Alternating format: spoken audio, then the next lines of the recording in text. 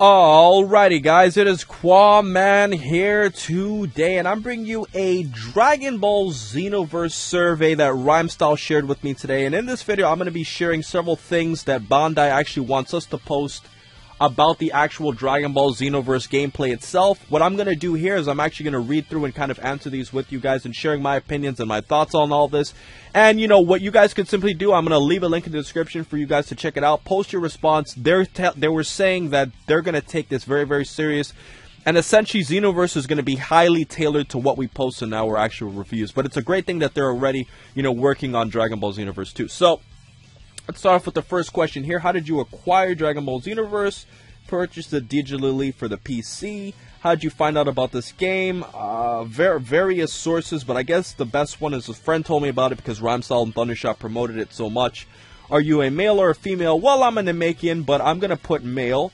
Which age group do you fall into? Let's move on to the next question. Select the language you use in daily conversation. English. Select the language you often play in games. English. What made you decide to purchase this game? Well, I'm a huge fan of the show. I like Dragon Ball games. I was a big fan of the Budokai and Budokai Tenkaichi series. So I'll say I like the characters, I like the original series, I like the manga, I like the developer, I like Bandai. I did not play the beta.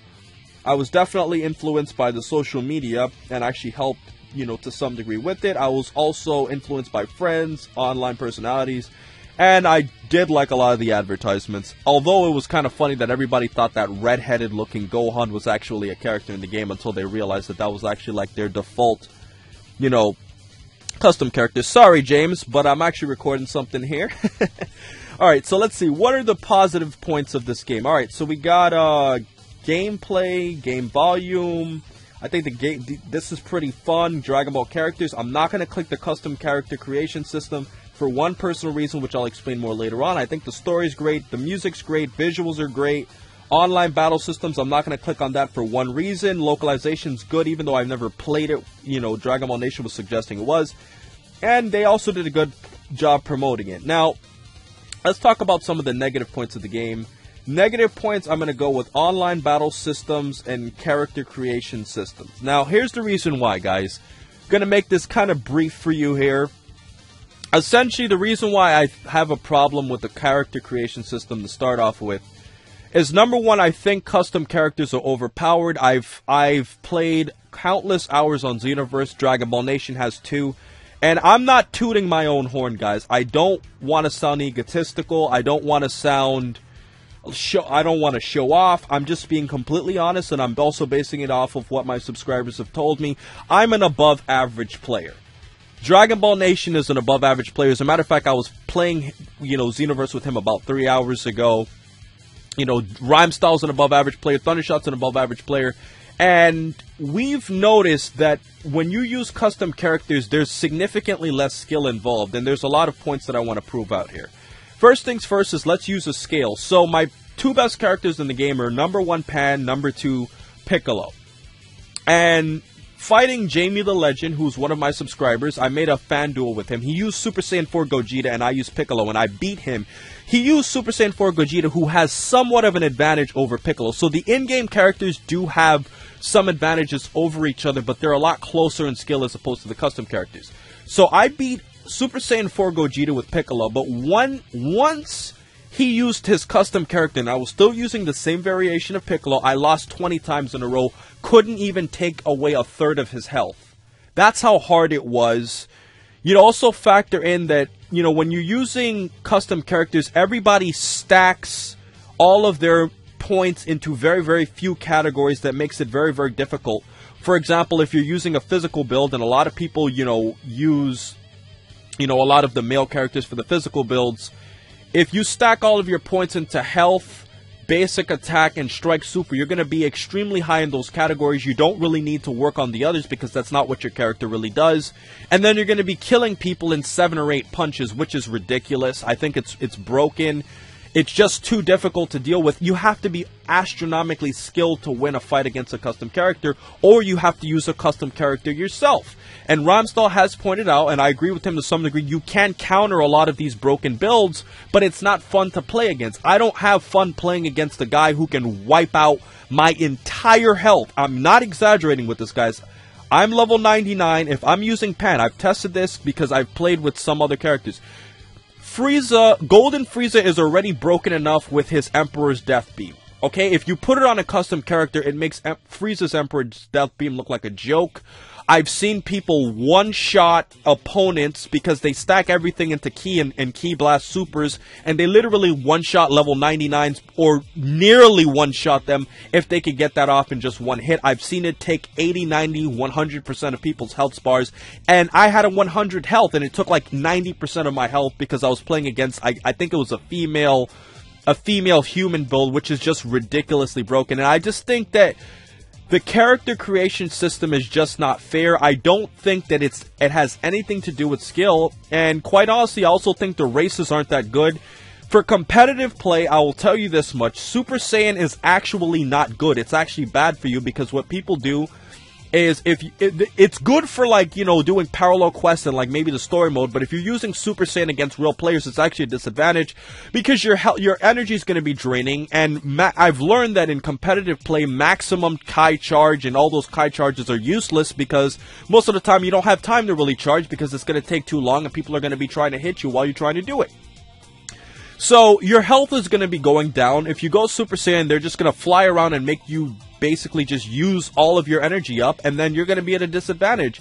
And once your energy runs up as a Super Saiyan, I mean, and if you don't have a lot of, you know, stamina to complement it, you're going to be basically out of energy, out of stamina, and people are going to basically just turn you into, just going to rip you to pieces in terms of fighting you.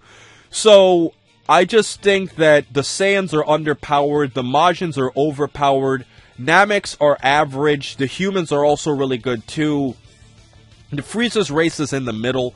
So, I mean, honestly, most people just use Majins and use humans. Ironically, humans are one of the better classes in the game. And I just think that they have to do a better job in trying to, level the playing field with the custom character creation system. And this leads me into why I don't think the online battle system's good. The reason is because with the exception of my, group of subscribers, I have a group of subscribers I always play with, and I always tell them don't use custom characters. And we always have a lot of fun. We love playing each other. LeBron HD, Jamie the Legend when he, wants to not use it. Duct Tape when he doesn't want to use it. Dragon Ball Nation doesn't like using custom characters. We all have so much fun when we don't use custom characters.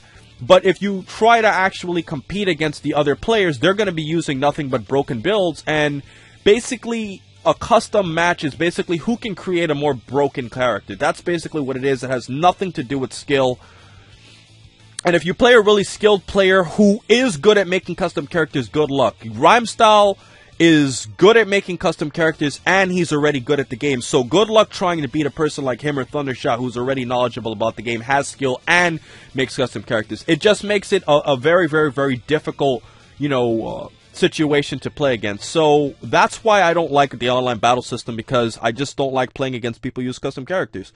But in terms of rating these things here, gameplay is great, volume's great, characters are great. Even, actually, I'll put a satisfied for this because I do think they could use some other characters and reduce some of the characters that nobody really cares about. Like, you don't need all these variations of Frieza soldiers and Cybermen. You could just put like one Frieza soldier and they all fight the exact same. Maybe they have like a different look or something, but nobody cares about that. Replace this Frieza soldier and put in a character like Deborah or anybody else, and add more important characters to the series. I do like the DLC. The DLC was great. I'd love to see those characters return for the upcoming, Dragon Ball Xenoverse game. The character creation system, garbage, only because of the fact that it's broken. The concept is fair. The game itself could be fun. It's that the players actually abuse the system to some degree, so that's why I think the custom character creation is bad. But the mechanics itself are fine. The players abuse it, and obviously they have to fix it so players don't abuse it. Storyline's great, music's great, visuals are great. Online battle system, I'm gonna say dissatisfied, but not extremely dissatisfied. I'm also going to say there are a lot of lagging issues too, depending on who you play, and sometimes I can't do a lot of my combos because I'm trying to punch somebody after snap vanishing behind them, and they're like flying in motion and I can't hit them. So that's one reason I'll put dissatisfied with the online battle system. But because they actually have it, I'm not going to, put extremely dissatisfied there. Localization, never really played it, but Dragon Ball Nation said it's good, so I'll put it there.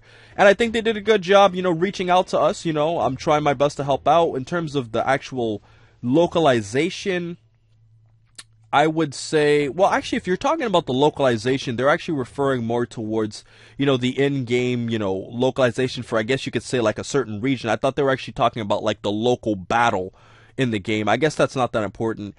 I will say that the grammar was satisfying. There was a little bit of typos, but not anything major. The portrayal of the characters, I do think the mouth was moving kind of weird. And there were some moments where you'd see like characters like talking but their mouths aren't moving, which is kind of weird, so I wouldn't give it a high score there, but it was decent. Consistency in dialogue, it was good. Terminology and slang, good.